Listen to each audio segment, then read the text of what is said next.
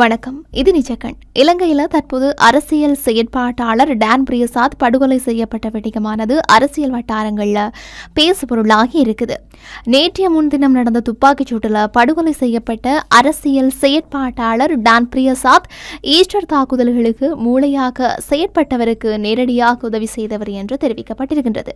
தன்னை ஒரு சமூக ஆர்வலராக காட்டிக்கொண்டு நாட்டில் பல்வேறு கலவரங்கள் மற்றும் பாதாள உலக நடவடிக்கைகளில் ஈடுபட்டதாக குற்றம் சாட்டப்படும் டான் பிரியசாத் நேற்றைய முன்தினம் நடந்த துப்பாக்கிச் சூட்டில் கொல்லப்பட்டார். முதல்ல அவர் இறந்துவிட்டதாக போலீஸ் ஊடக பேச்சாளர் உறுதிப்படுத்திய போதிலும் அது தவறானது என்றும் அவர் கொழும்பு தேசிய மருத்துவமனையில் தீவிர சிகிச்சை பிரிவில் சிகிச்சை பெற்று வாரதாகவும் பின்னர் அறிவிக்கப்பட்டது.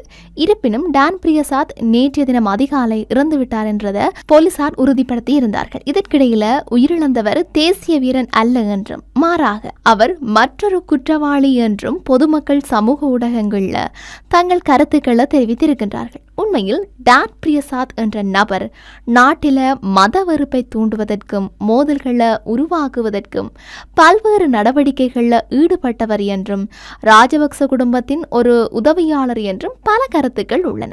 இந்த நிலையில டான் பிரியசாத்தின் கொலையின் பின்னணியில ஒரு அரசியல் பலம் பொருந்திய ராஜபக்ச இருப்பதாக பலர் சமூக ஊடகங்கள்ல தங்கள் கருத்துக்களை முன்வைத்த வண்ணம் இருந்தார்கள்.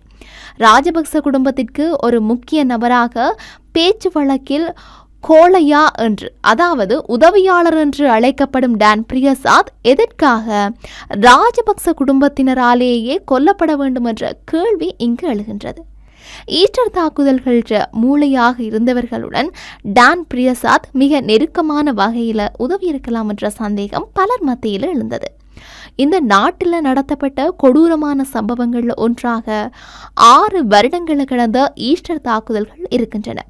பல வருடங்களாக இந்த தாக்குதல்களுக்கு காரணமானவர்களை கண்டறிந்து பாதிக்கப்பட்ட மக்களுக்கு நீதி வழங்குவது என்பது கடந்த கால அரசாங்கங்களிலிருந்து தற்போது வரை நீண்ட காத்திருப்பாக இருக்கின்றது. இந்த நிலையில தற்போதைய ஜனாதிபதி அனுரகுமார திசாநாயக்கவும் சம்பந்தப்பட்ட தரப்பினர் யார் என்றதை வெளிப்படுத்துவதாக தெரிவித்திருந்தார். இந்த ஆண்டு ஏப்ரல் 21 முன்னர் ஈஸ்டர் தாக்குதல்களின் சூத்திரதாரி அம்பலப்படுத்தப்படுவார் என்றும் அவர் குறிப்பிட்டிருந்தார். இருப்பினும் அவர்கள் இன்னும் அது குறித்து அதிகாரப்பூர்வமாக எதையும் அறிவிக்கவில்லை என்பதும் கவனத்தில் கொள்ளப்பட வேண்டிய விடயம் என சமூக ஆர்வலர் சுட்டிக்காட்டி இருக்கின்றார். அவ்வாறு இருக்கையில மறுபக்கம் ஈஸ்டர் தாக்குதல்களில் ஈடுபட்டவர்கள் இந்த நாட்களில் சிக்கலில் உள்ளார்கள் எனலாம். ஏனென்றால் பல முக்கிய சாட்சியங்கள் வெளிவர தொடங்கியுள்ளதாக அரசாங்கம் தெரிவித்திருக்கின்ற நிலையில சம்பந்தப்பட்டவர்கள் பற்றிய தகவல் வெளியாகி வருகின்றன.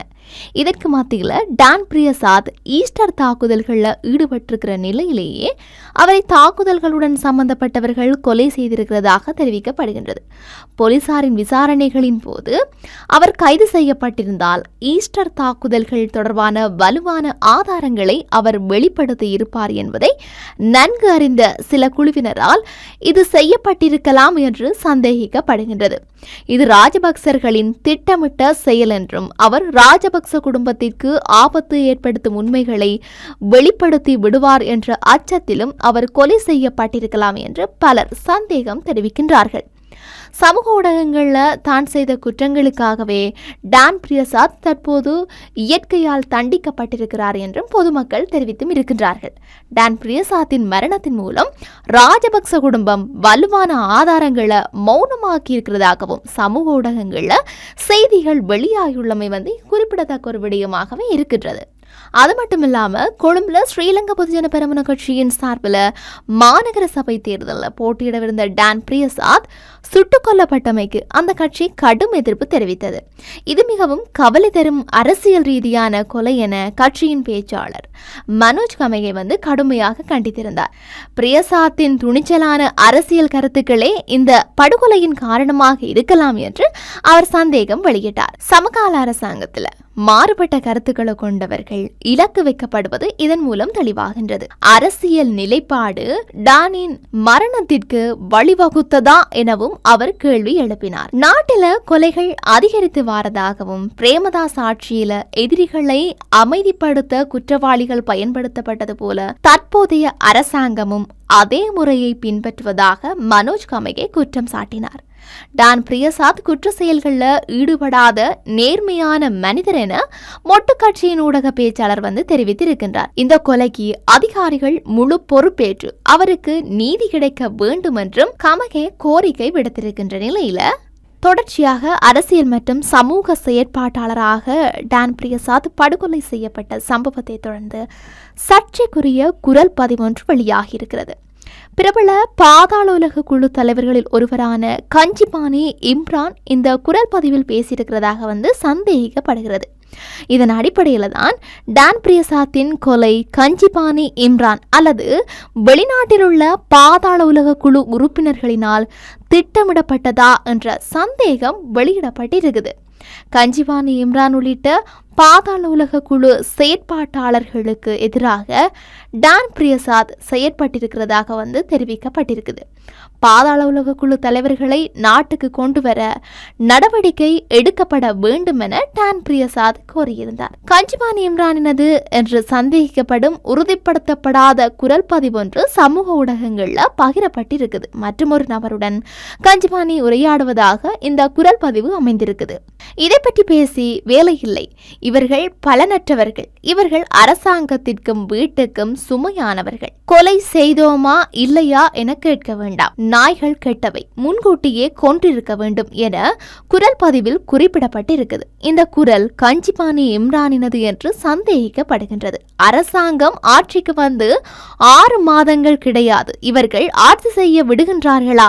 ஜனாதிபதியை இழிவுபடுத்துகின்றனர். ஜனாதிபதி பதவியில் நான் இருந்தால் இவர்களுக்கு என்ன செய்ய வேண்டும் என எனக்கு தெரியும்.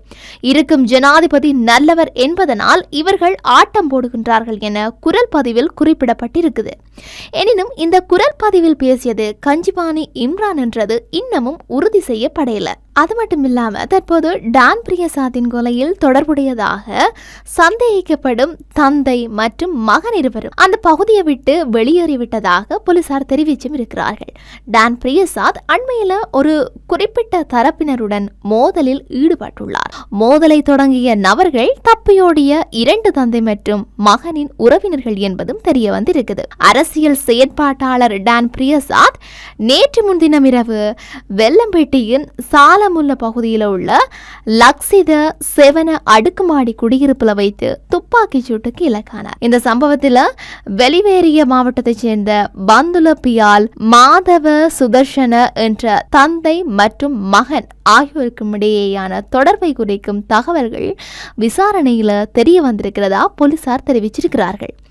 சந்தேகத்திற்குரிய தந்தை மற்றும் மகன் வெளிநாடு செல்வதை தடை செய்யும் உத்தரவை பிறப்பிக்கவும் அவர்களின் தொலைபேசி பதிவுகளை சம்மன் அனுப்பவும் உத்தரவு பிறப்பிக்குமாறு போலீசார் நேற்றைய தினம் நீதிமன்றத்திடம் விடுத்த கோரிக்கை ஏற்றுக்கொள்ளப்பட்டது. அதேவேளை டான் பிரியசாத்தின் சகோதரர் பிரகாஷ் நிலினாவும் பல ஆண்டுகளுக்கு முன்பு கூர்மையான ஆயுதத்தால் அடித்துக் கொல்லப்பட்டதை போலீசார் நீதிமன்றத்தில் கூறினார்கள்.